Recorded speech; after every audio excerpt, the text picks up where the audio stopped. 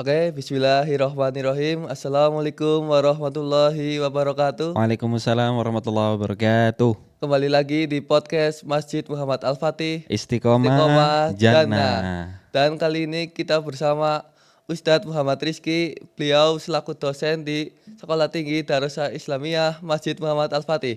Dan pada kali ini kita akan membahas tentang penggunaan media sosial di zaman modern ini. Baik, Masya Allah. Oke, sebelumnya gimana kabarnya Ustadz? Alhamdulillah baik. Baik. Mas Ulin gimana, apa kabar? Alhamdulillah baik Ustadz. Alhamdulillah.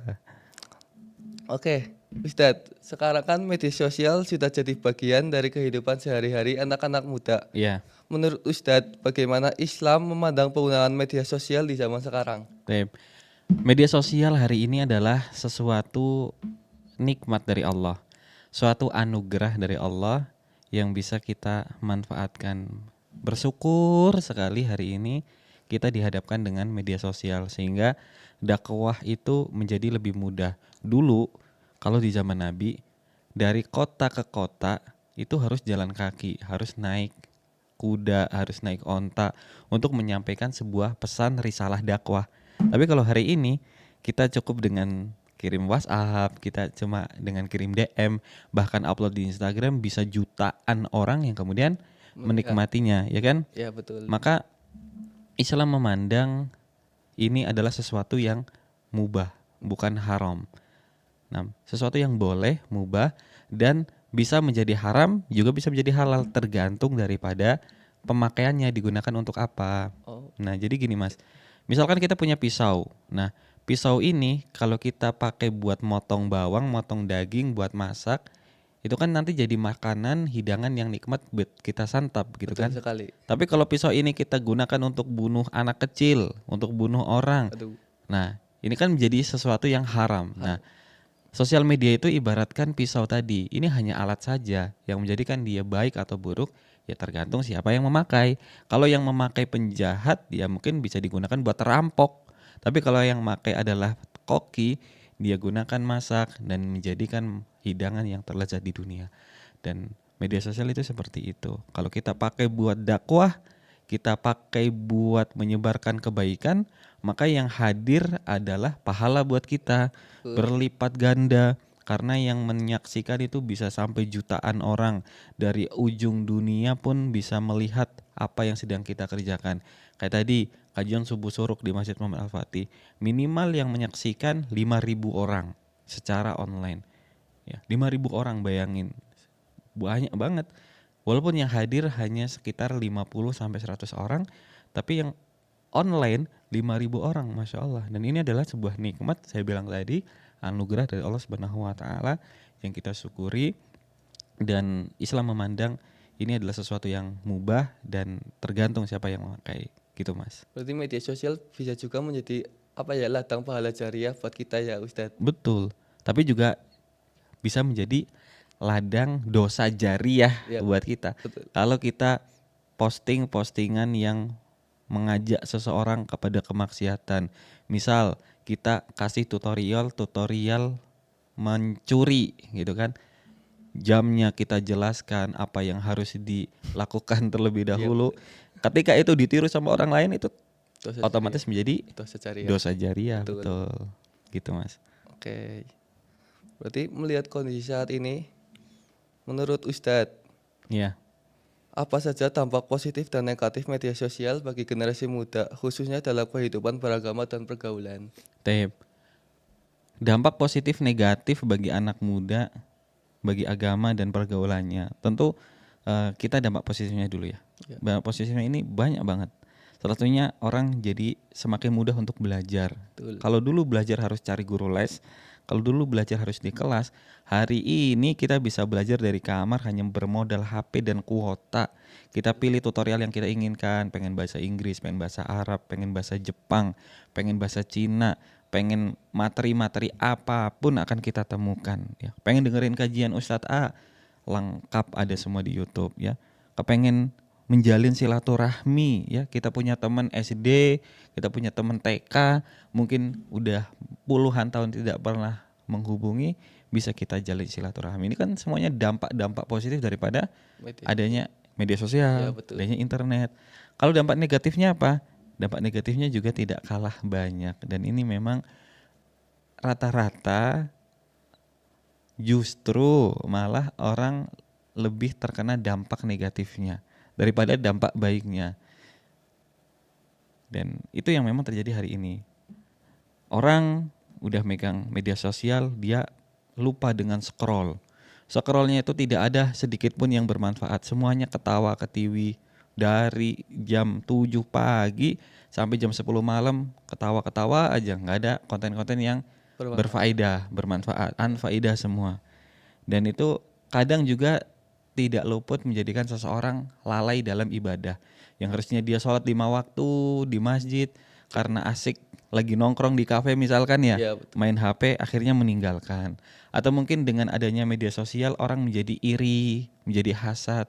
Maksudnya adalah ketika ada orang suka pamer, flexing di sosial media, punya rumah baru, punya mobil baru, akhirnya banyak orang yang iri, banyak orang yang hasad, pengen kenikmatan itu tercabut. Itu kan salah satu efek buruk juga ketika kita salah menggunakan media sosial. Dan media sosial ini juga harus hati-hati Ya, banget, terutama anak muda. Kenapa? Karena ini bisa membuka peluang orang untuk bermaksiat. Kadang kita kan lihat ya, wanita-wanita tidak berbusana dengan baik, dan kemudian ada hal-hal yang tidak elok untuk dilihat. Ketika kita melihat itu, maka itu menjadi pintu maksiat. Yang kemarin kita bilang, dari mata ke pikiran, pikiran ke hati, hati keinginan, keinginan kepada perbuatan. Maka dampak positifnya ya banyak, dampak negatifnya ya banyak. Ya kalau bisa ya dampak negatifnya jangan sampai kita dapat, positif-positifnya aja lah. Oh, berarti kita tergantung pemakaian kita ya sendiri ya, Ustaz. Betul. Kalau pemakaiannya positif ya positif gitu ya. Iya, Kalau negatif ya jadi negatif. Nggak negatif. bermanfaat gitu. Wah, Aduh, habis kita kalau ya habis. ngambil negatifnya doang. Iya, betul sekali. Oke, terus Tip. kan itu. Nah, supaya nggak, Ustadz, kita kan sudah mengetahui dampak negatif dan positifnya bermedia sosial. Iya, Nah, untuk apa ya, Ustadz? Di media sosial itu kita sering banget melihat perdebatan, ujaran kebencian, bahkan berita yang belum tentu benar. Sebagai generasi muda, bagaimana sebaiknya kita menyikapi hal-hal tersebut agar apa ya, tidak terjerumus ke dalamnya. tip. Allah Subhanahu wa taala berfirman, "Ya ayyuhalladzina amanu in ja'akum fasikun binaba'in fatabayyanu." Allah Subhanahu wa taala berfirman, "Wahai orang-orang yang beriman, kalau datang kepadamu orang fasik, orang tidak jelas imannya, datang kepadamu memberikan sebuah kabar, menyampaikan suatu hal, maka hendaklah kalian bertabayun terlebih dahulu, memastikan kabar itu valid atau tidak." Betul. Nah, hari ini tersebar luas di sosial media. Kita nggak tahu mana ini hoax, kita nggak tahu mana ini kredibel, valid atau tidak gitu kan. Nah, termasuk bagaimana kita mengecek apakah ini valid atau tidak. Satu, mungkin kita juga bisa melihat siapa yang posting.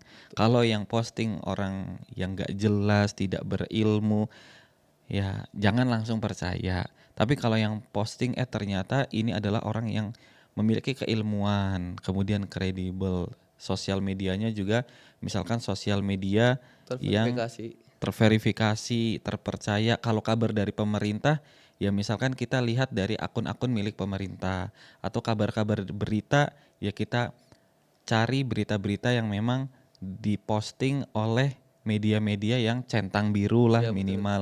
Nah, itu di situ nanti kita lebih aman atau akan terhindar dari hoax, dari hal-hal perdebatan, ujaran kebencian dan lain sebagainya. Dan kita harus hati-hati juga ketika kita mau share. Apa yang kita share itu kita harus pastikan dulu ini benar atau enggak.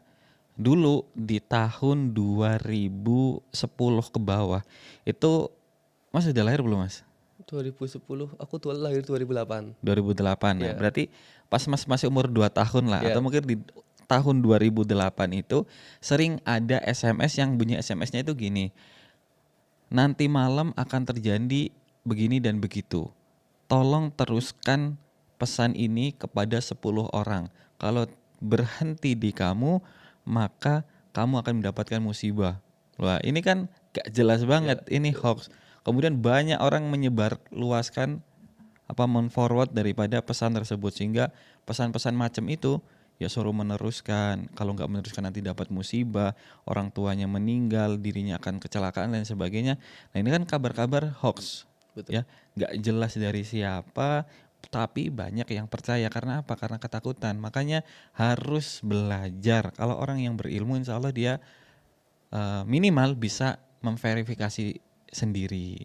Oh ini benar, oh ini salah. Kayaknya ini belum jelas deh gitu, Mas. Oke, Hati-hati. berarti sebelum kita nge-share berita-berita tersebut, kita harus memastikan dulu kebenarannya, Ya, sumbernya gitu. betul. Oke, berarti jangan asal share dan jangan asal percaya gitu ya Ustadz. Iya, harus pastiin dulu dong. Betul. Berarti berarti Ustadz ini di tengah banyaknya tren dan konten yang mudah mempengaruhi anak muda, bagaimana cara agar kita tetap bisa menggunakan media sosial dengan bijak tanpa melupakan nilai-nilai Islam? Baik. Cara menggunakan sosial agar kita tetap bijak dan tidak meninggalkan nilai-nilai Islam adalah jangan ikuti hawa nafsu. Kemarin kita bilang kan hawa nafsu itu selalu mengajak kepada keburukan. Hawa nafsu itu selalu mengajak kepada hal-hal yang tidak disukai sama Allah Subhanahu wa taala. Maka kita harus jaga itu, bentengi diri agar tidak kehilangan nilai-nilai Islam dalam diri kita. Satu, followlah orang-orang yang hanya menginspirasi kita saja. Wabil khusus orang-orang yang menginspirasi kita dalam agama. Ya, agar yang muncul daripada sosial media kita ya dai-dai, tilawah Quran, kemudian hal-hal yang bermanfaat. Gak ada tuh orang yang joget-joget di sosial media karena kita tidak follow, sehingga algoritma pun tidak memberikan rekomendasi kan kepada kita. Kemudian kita juga harus punya batas waktu scrolling. Maksimal sehari scrolling 2 jam ya. Kalau sudah 2 jam udah besok lagi. Kita punya waktu 24 jam. Ya, 2 jam buat scrolling misal, kemudian 5 jam buat baca buku, 5 jam lagi buat berbakti kepada orang tua dan beribadah, kemudian sisanya buat istirahat dan juga bekerja. Nah, insya Allah kan kita akan terjaga daripada nilai-nilai Islam gitu. Dan jangan pernah lupakan Al-Quran. Oke. Jangan pernah lupakan Al-Quran, harus ada. Kalau waktu scrolling aja sehari 2 jam, ya masa Al-Qurannya gak ada barang 10 menit sehari gitu Cuma kan. 5 menit gitu ya 5 Ustadz. menit. Kalau bisa ya disamain. Kalau scrollnya sejam, ya Qurannya sejam. Tuh, Tapi kalau belum bisa ya udah pelan-pelan siap. gitu. Oke Ustadz. Berarti kita harus bijak dalam memilih pengikut kita dan pengikut dan algoritma kita agar tidak terdapat konten-konten yang negatif gitu ya. Betul. Oke. Karena konten itu kan tergantung siapa kita ngikutin siapa, nah. kita suka lihat apa. Kalau kita suka lihatnya otomotif, iklannya nanti onderdil ya, mobil, motor, nanti yang keluar gitu semua. Kalau kita sukanya bola, yang keluar Piala Dunia, ya macam-macam gitu. Betul. Oke Ustadz. Terakhir Ustadz, Taib. apa pesan untuk generasi muda agar media sosial tidak hanya menjadi hiburan, tetapi juga bisa menjadi sarana untuk menyebarkan kebaikan dan memberikan manfaat bagi orang lain? Taib. Pesan untuk anak muda, Nabi SAW bersabda, "Ballighu anni walau ayah." Sampaikan dariku walaupun hanya 1 ayat. Dakwah, sebarin kebaikan, share kajian-kajian, share tutorial-tutorial manfaat. Ya. Ini adalah yang nanti akan bisa juga menjadi amal kedua kita, amal jariah buat kita. Ilmu yuntafa'u bihi, ilmu yang bermanfaat, ilmu yang kita sebar. Jadi ya jangan sampai sosial media kita kosong, postingannya 0, storynya nggak pernah ada, nggak ada profilnya, Udahlah nggak usah eksklusif Oh, banget. Sekarang itu zamannya sosial media.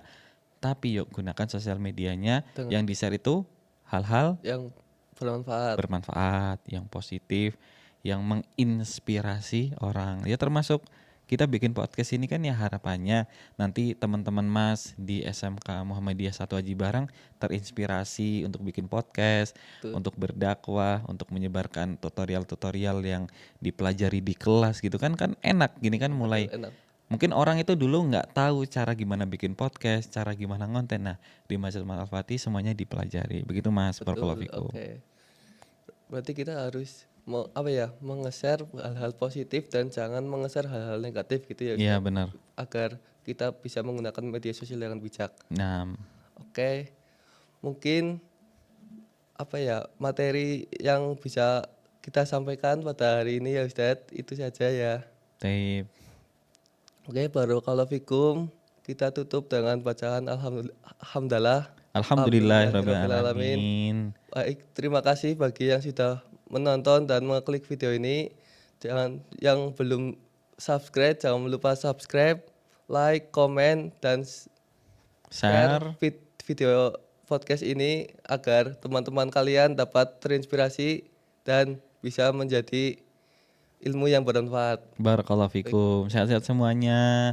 Makasih Mas ya. Ulin. Sehat. Makasih Mas Rizky, Iya. Ustadz Rizky atas materi dan pemaparannya. Barakallahu fikum. Barakallahu fikum.